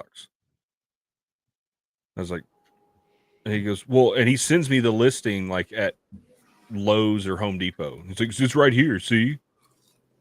I'm like, yeah. Add the $500 Sheelix head. Add the almost $200 base for it. Add the wings. It's almost an $1,800 planer when it's all said and done. Yeah, he never wrote back. But that's what I'm dealing with too. Is right now there's a ton of the DW 735s for sale in my area, and they're all going for $300, $400. But they're the standard model with the straight blades and no attachments. And so that's what I'm going up against right now. So I have a feeling mine's going to sit until just the right person sees the listing and goes, oh, I know what a Sheelix head is. And I know the benefits of that. Most of equipment like that takes the right person to buy it. Yeah. Well, that's like that drum sander. It just took the right guy to be like, I need one of those. So. Yeah, and it's a lot of that stuff is special equipment. And it's going to take the right person looking for that particular thing. And but like Greg says, they're just asking way too much. I mean, there's one, it's a 15-inch planer, no 20-inch, and they said it was never used, and it has the paper on it. They never took it. What is that? Plastic, the packing paper over the cast iron. Mm-hmm. Well, the Cosmoline dried up and it rusted. Oof. And they're asking for a while because Cosmoline doesn't dry up. And it's been sitting for a while. You can tell. And they said it's never was used. And I'm like, well, it doesn't matter though. It's been sitting there. It's in poor shape. You don't know how pitted that cast iron is, and they're asking, I think, $3,000 or $3,500. I'm like, you're never going to sell that planer. A little bit more money and you get it brand new, or just about that same amount. You can buy it brand new. Well, and I've seen those posts where they're like, oh, I just bought it. I'm going to save you the tax by selling it to you at this price. Like, it don't work that way. No warranty. My loss, your gain. Yeah. And it's like, no. Yeah. Once it hits your shop floor, that is a used tool. I don't care if it's never been turned on in your shop. That is a used tool. I think they're trying to sell a shop fox 8-inch joiner down here with, I don't know if it has, I'm just going to say it has a spiral cutter head on it. And you can tell that thing's been sitting for a long time. I think it's like whatever that is, 80-inch total length on that bed of that joiner. Yeah. And they're wanting like $4,500 for that thing. I'm like, dude, good night. You're never going to get rid of that. That is like way too much. And it's been on there for a couple of months now. And I'm like, you know, they're just asking way too much money for this stuff. They're thinking that they can get it, and it's just not going to move. It's not going to move. Heck, some guy's been wanting to sell a grizzly dust collector, and it's a bigger one. It's those double bag ones. I think it's got a 5-horse motor on it. 5 horse, yeah. With all the metal piping, and you don't know, it just looks like, I think what it is they bought, because it's in a storage, one of those storage places where you take the photos. They bought it, and they're trying, and that stuff's ran down, like you could tell it was used, like used. Yeah. And they started off at like $1,500 for the whole thing. And it's like, but you don't know, the pipe is probably worth it, right? But but it's big stuff, like big, like 10-inch stuff. It's huge. And I'm like, they've been trying to sell that stuff for a while. I messaged them because I was like, if you sell the pipe, I don't care for the dust collector, but what about the pipe? And they're like, we're not parting it. And I'm like, well, what will you take? What will you take for it? Because $1,500 to me is, you don't even know if the whole system's complete, like all the bands, all the clamps, it just shows a few of the fittings. And I'm like, do you have any, what's all in it? And they're like, what's in the picture. So I know that they just bought that storage on a sale, when they sell them out, when people don't pay. And like, never mind. No, have a nice day. Yeah, there's a lot of equipment. All of a sudden it started popping up, and it's like, well, I think it's a lot of people that, during, the time that shall not be named, that got into woodworking, or, shops that are just, their, kids don't want to take over. So these people are retiring, and it's just, it's going away. I see a lot of, and some is, people passing away and kids trying to sell the stuff off, but they're asking way too much money, too much money for some of that stuff. And it's going to sit there. Oh yeah. I had somebody reach out to me that they're trying to get rid of some stuff. And I was telling y'all last night, it's like, I know what it's worth. It's expensive. It's like, yeah, it's new, but it doesn't, and it was another situation. I'm not going to sit there and tell them, they mourning the loss of a loved one. And it's like, you can't ask that new price for that stuff. I'm sorry. Yeah. It's still used. And, I understand that it's expensive stuff, but you just still can't ask for that. Yeah. And you hate to be that guy that's like, I'm not going to, I said, if, look through it and then get a list, and we can kind of go through it, and I can tell you the value of it, what you can potentially get, and then you go from there. Yeah. If you want to sit on it, put these high prices. If you want to get rid of it, well, you need to be come down on some of those prices, because people aren't going to pay for it, and it's going to take a certain person to want to buy some of this stuff. It's not just going to, not a whole lot of people out there that are like us around here, Well, that's what, my buddy that I bought that planer from, he said he was looking, before he listed it, if I didn't want it, he told me, he's like, man, I'm seeing similar planers to what I've got, that people are selling it for just a little under brand new price. And he said it was amazing, selling, because that planer, I want to say that one's about $3,500 brand new. Somewhere I don't know. On those 15-inch planers, they got so many different versions on Grizzly. Yeah. I mean, some are a little over in the 2000 range. I'm not sure. It 50, they got different versions of those 15-inch. So yeah, which is crazy that there are so many versions of it, because this is the 15-inch Extreme with the spiral head, and I want to say last time I looked it up on Grizzly, it was right around $3,000 plus, $500 in shipping if you ship it. Usually on so a 15-inch Extreme series, which is the it's the G102X2. Is that the one you have? Yep. Is that the one I've got? Yeah. Yeah. It's the one where the bed moves up and down. Yeah, it's $26.41 plus plus $350 shipping. So $3,000. Yeah. $3,000. That's still, that's not a bad deal for a 15-inch planer. No, but I agree. Trying to sell it used for almost that price, no, you can kick rocks. And that's the thing, you could put whatever you want on it. Is it gonna move? I think somebody can actually buy it. Yeah, I think like a year and a half, 2 years ago, I got mine used off Marketplace. I think it was $1,200. Yeah, I would say I was maybe gonna say 18, probably on the high end, maybe $1,500, but more close to probably $1,000, $1,200 for that machine. I paid with the mobile base. I paid $1,300. Yeah, which is the mobile base. Not a bad price. And originally he wanted to keep the mobile base, and I was just gonna go buy another one.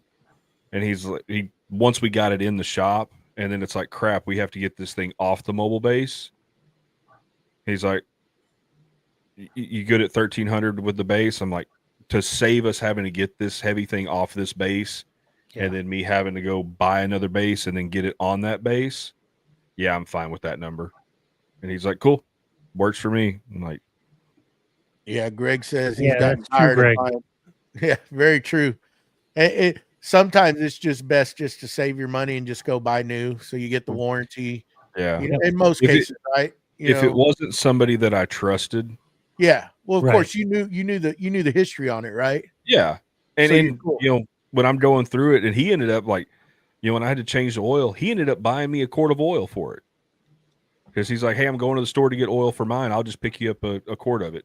And then he got me a tube of grease, and that tube of grease is going to last me. I can hand that tube of grease down to my kids when I give them that planer, because you barely use any on those gears. So yeah. I mean, price of equipment's going up, tariffs, etc. But when it's used, it's used. And 100%. Just you just gotta be careful what you're buying, and because especially you don't know the history and you don't know how hard they ran it. Most of the time, you can just look at it and tell. Yeah. And then there's some people that keep them pristine. I've seen some good looking equipment too. And they're asking pretty good money, but you could tell that they took very good care of it. Yeah. Well, I mean, it's like this one. Yeah, it's set for a while. There was one little bitty speck of rust on the table. I mean, and it wasn't even dime size. Yep. A little green scrubby, some WD-40. Yeah. And, because of where he works, he can just get cans of what's the spray? The rust inhibitor spray. Bow Shield. Bow Shield, yeah. So he said they have cabinets of Bow Shield at work, and everybody uses it. And so all his tools are just always coated in it. And yeah, I did clean it off and put, carbon method on it, just because I had carbon method.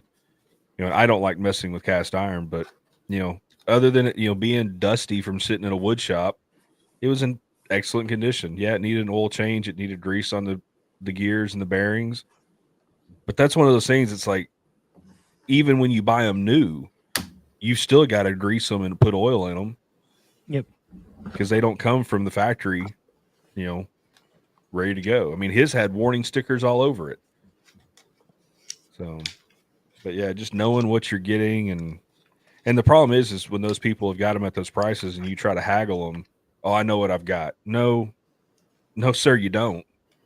You don't know what you have, obviously. And a lot of there's certain equipment that'll hold its value, right? And that's something to probably talk about. There's certain thing that is going to hold your value. You still can't ask new prices, but it's going to hold a higher resale than certain other brands. Lee Nielsen hand planes. That Festool. I mean, those Lee Nielsens, you can get them cheaper from the factory, but because they've got limited runs and since that time that shall not be named, production has been decreased. When you find some of this stuff, I see it all the time on the forums that some will hop on there and buy a brand new hand plane when they have them in stock, and the next day they turn around and they sell it for almost an extra $100-$200 on top of what they paid from the factory, and people pay it, because it's supply and demand, right? And you bring up, like, let's just look at, for instance, the domino. If you take good care of the one you have, like most of us bought it before the price increases happened way back. I think what did they run, Steve? Like $700-800? Yeah, I think they were like 800. I think I paid. Yeah, that's what I paid. I paid $750. That's what I paid. Yeah, I paid that's right. I paid $9 or $1,000 for mine. Yeah, I got mine a little bit later. Yeah, you got after that first price increase, and now you can't touch a new one. What, they're about $1,000, $1,200? I think they're $1,200. $1,200 easy, and that's just for the domino, and then it's like another $3 for the accessory kit with the the sustainer full of dominoes, right? Yeah. So you're, I think out the door I paid $1,500 in. Hey, you're talking like $1,500. Yeah, I paid. It's like 13 $700. Yep. Yeah, the old the old way, I think like Matt, I think I paid $750, and then the sustainer with all the dominoes in it, another $300, $330. Yep. So you probably about $1,000, $1,100 all in. Now it's about $1,600. And those, as long as you take good care of them and keep them clean, you're not going to get no $1,200, but you can easily probably sell that thing for $900,000. Yeah. I agree with that all day long. Yeah, Festool definitely holds their value.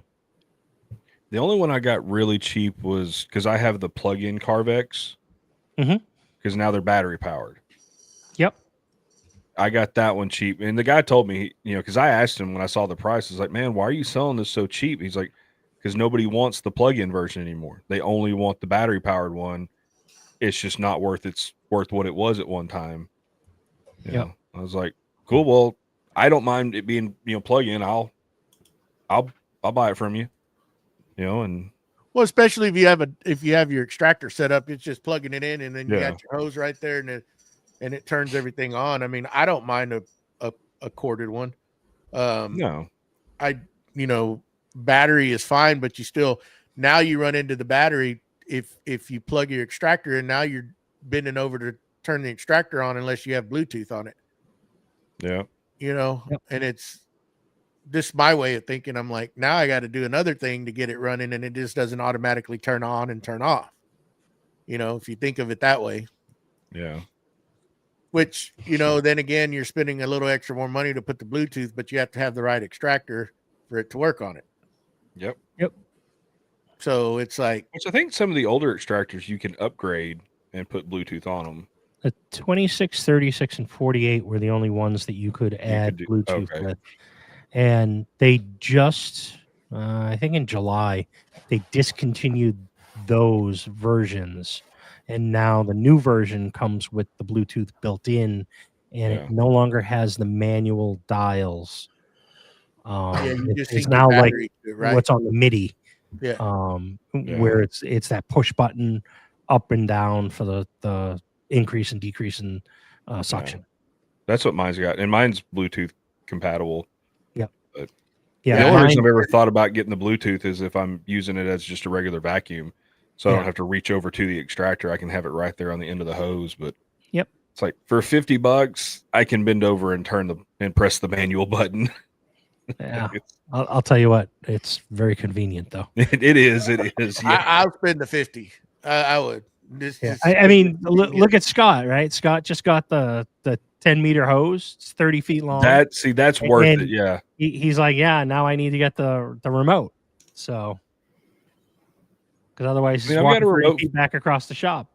I've got the remote for literally my main shop vac because it's got a 50-foot hose on it. Yeah.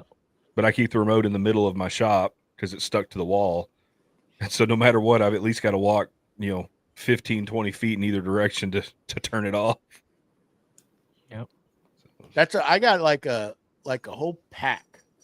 And I think that's I'm going to start. You could go buy those and you get them on Amazon, but you end up with a lot of the little remotes. So you got to label them to know which one goes to which. Yeah. Which, right. And you can just kind of plug those in and then start stuff. That's how I start my dust collector, the Harbor Freight. Mm-hmm. This is why you need Grizzly automation. Yeah, there you go. Yeah, no kidding. It's going to happen at some point. I will put that stuff in. Yeah, hopefully right after Con. Yeah, maybe at Con. Mm-hmm. Con. That would be a good prize to win, huh? Yes, it would. Sure. Send it. Yep. Absolutely. They may not there'll probably be a limit of how many machines, like we'll give you 2-3 setups and then the rest is on you. Which is a big deal because if you get the main unit and everything, there goes that camera. Yeah, the gates are cheap. It's the main controller that's expensive. The gates are cheap. Yeah. That's gonna be fun. It's gonna be fun meeting everybody up there. Yeah. Absolutely. Sorry, I can't attend. 3 weeks, 3.5, 3.5 weeks, something like that. Yeah, because we're 2 weeks out from TWF. It's the end of September, so you're looking at almost 3 weeks.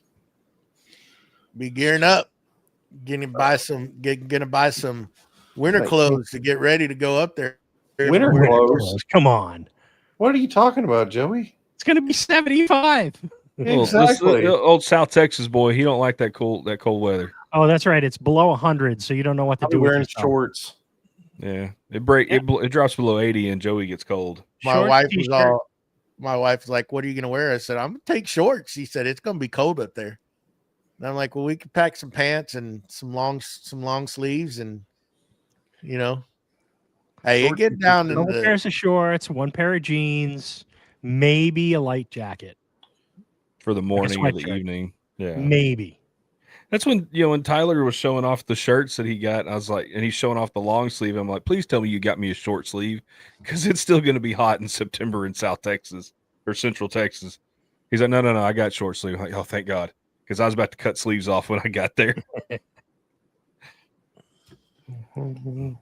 Yeah, Greg, we controllers. Go ahead. We've been on here for almost 2 hours. Almost 2 hours. Might as well almost like bouncing horseshoes and hand grenades. Might as well make 12 minutes and make it 2 hours straight. Make it exactly. Yeah. Another 12 minutes, then you put a bow on it. Yeah. Yeah. 12 minutes. Yeah. I know you got to go get your beauty sleep, and you definitely need it, but you can. That's all you can get. You wait that 12 minutes. I got to after we're done here, I got to go put my Viper chairs together. They came today. Got 'em in nice. Ooh, fancy. Yeah. We're gonna get to watch this in action, getting them put together. Maybe. I was recording it earlier, then I forgot we were gonna do the live, and I'm like, oh, I guess I got to stop recording this. So 52 and 89, 82, Joey. 59 and 82. That's the temperatures you're looking at. Hey, 59, that's jacket. That's like that's beautiful weather, man. That is a long sleeve shirt. Not even short sleeve, baby. Short sleeve shorts. Heck no. 59, maybe 55. I'll throw a jacket on. All depends if there's a light breeze or not. I think I have one long sleeve shirt in my whole entire closet.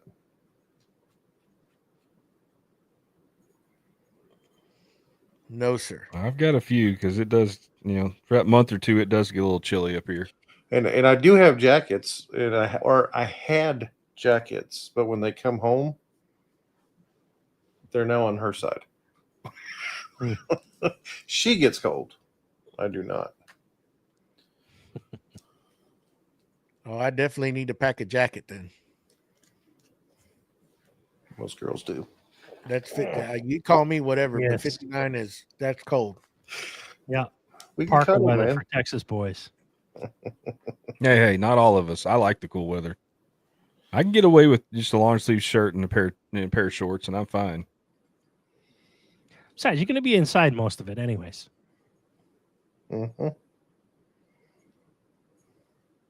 Yeah, well, but it's the walking wherever the hell we got to walk to. I don't know what we're doing, but that's a little nipply. Couple blocks. Yeah, that's jacket. Definitely. I'll just hold you, Joey. I'll just hold you. Softly caress you, keep you warm. Hey now. Easy there. Let's keep this PG. I'll get me a whiskey drink down, then I'll start getting hot and start ripping stuff off. There you go. Ooh. We'll give you money to put it back on. I'm just talking the jacket. Just talking the jacket. Okay. Even Greg's over there giving me heck. Yeah. We're not used to that kind of stuff. We're over here burning up. What are you going to do when you see your first tree? I mean, like a live tree, not like a board that you bought and made something out of. I mean, do you have anything bigger than a tumbleweed down there? It's going to be a sight to see because we start seeing those big trees like that. Don't put it. I pull over and take a picture with it. I got some oak trees over here that are like, 7, 8 foot in 7, 8 foot in diameter. Those are in my yard. That's about my oak trees in my front yard. Because once you get past Austin, trees start growing. You'll get to see some trees middle of the month or second weekend of the month. I got an oak tree in my backyard that's probably close to 100 feet tall. Oh yeah, definitely an older growth. Branches are like 4 or 5 foot in diameter. Oh yeah, yeah. That's the only downside to the ones in my front yard is they split into a crotch at about 5 feet. So if those trees ever come down, you're not getting massive slabs out of them. We've got not this one. This one branches off at like 20 feet. Oh no, the ones we have in our front yard, we've got 3, and then 1 down the side, and those are, I would say they're probably like about bushes.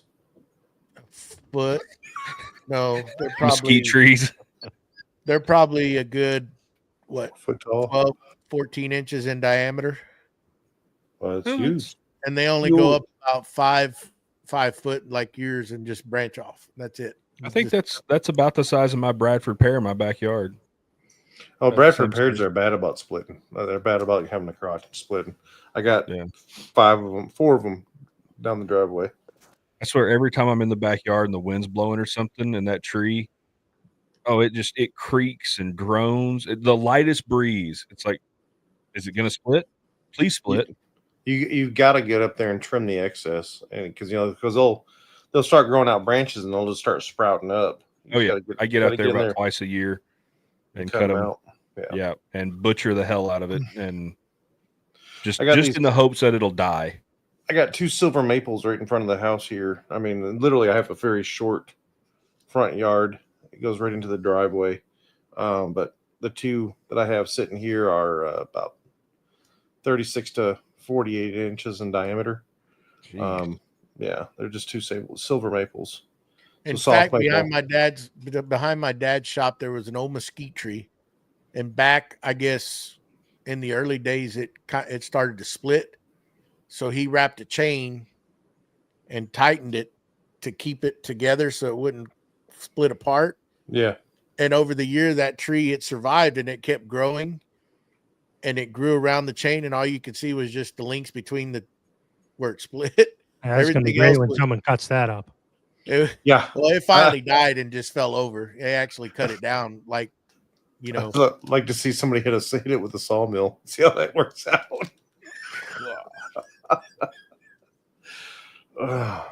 Yeah, that one was.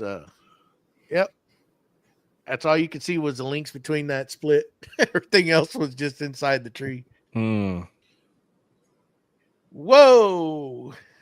Okay. Hey, now. You just went for that one, didn't you there, Greg? He went all out.